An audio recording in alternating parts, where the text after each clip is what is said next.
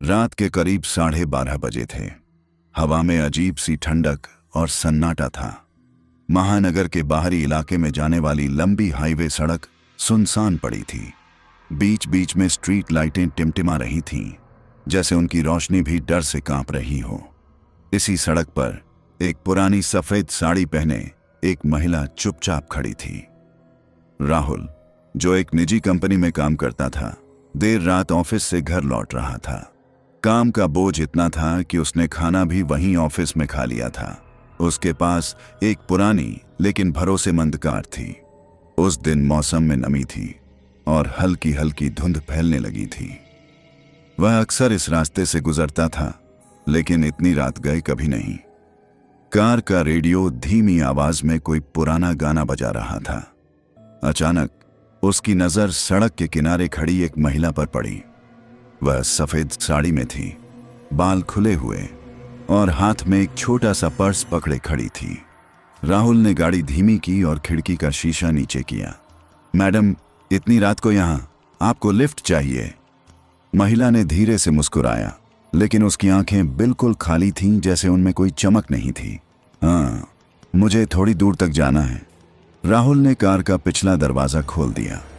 वह महिला चुपचाप बैठ गई। उसके बैठते ही राहुल को एक अजीब ठंडक महसूस हुई, जैसे कार के अंदर अचानक तापमान गिर गया हो। कहाँ जाना है आपको? राहुल ने बातचीत शुरू करने की कोशिश की। बस आगे मोड़ तक छोड़ दीजिए, महिला ने बिना उसकी ओर देखे कहा। कुछ मिनट तक दोनों के बीच खामोशी रही। कार की हेडलाइट्स धुंध को चीरते हुए आगे बढ़ रही थीं। राहुल को बीच बीच में लगता कि पीछे से कोई धीमी सी फुसफुसाहट आ रही है, लेकिन वह सुन नहीं पाता कि क्या कहा जा रहा है। जैसे ही कार एक पुराने टूटे हुए पुल से गुजरी, राहुल ने रियर व्यू मिरर में देखा। पीछे की सीट खाली थी। उसका दिल जोर से धड़कने लगा। उसने तुरंत ब्रेक लगाया और कार रोक दी। ये कहां गई? वह बुदबुदाया। दरवाजे खुले थे, लेकिन कोई आवाज नहीं आई थी। राहुल के गले में अजीब सी सूखापन आ गया। उसने डरते डरते चारों ओर देखा, पर कोई नहीं था। वह खुद को समझाने लगा, शायद मैंने गलती से देखा। वो पीछे झुक गई होगी। लेकिन जब उसने पीछे मुड़कर देखा तो सीट पर नमी का एक गीला निशान था, जैसे किसी ने अभी अभी वहां बैठा हो।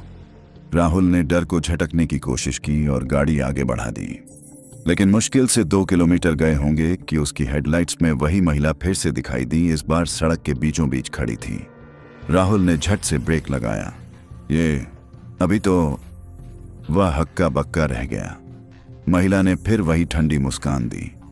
आपने मुझे मोड़ तक छोड़ने का वादा किया था। राहुल के शरीर में सिहरन दौड़ गई। उसने डरते डरते गाड़ी का दरवाजा खोला। महिला फिर से बैठ गई। इस बार वह धीरे धीरे एक पुराने सुनसान इलाके की तरफ रास्ता बताने लगी। रास्ते में राहुल ने हिम्मत करके पूछा, आप यहां इतनी रात को अकेली क्यों थीं? महिला ने धीमे स्वर में कहा, मैं इस रास्ते पर हमेशा खड़ी रहती हूं, क्योंकि मुझे घर जाना है। घर कहां? वो जो आगे पुराना बंगला है, पर कोई मुझे वहां नहीं पहुंचा पाता। राहुल के रोंगटे खड़े हो गए। उसने देखा कि धुंध में आगे सचमुच एक जर्जर सा बंगला था, जिसकी खिड़कियां टूटी हुई थीं। जैसे ही कार गेट के पास रुकी, महिला ने कहा, धन्यवाद, अब आप जा सकते हैं। राहुल ने मुड़कर देखा, सीट खाली थी। राहुल ने गाड़ी तेजी से मोड़ी और बिना पीछे देखे भाग निकला। उसका दिल अब भी तेज धड़क रहा था। लेकिन कुछ मीटर आगे जाने के बाद जब उसने रियर व्यू मिरर में झांका तो उसकी सांस रुक गई। पीछे की सीट पर वही महिला बैठी थी और धीरे धीरे मुस्कुरा रही थी।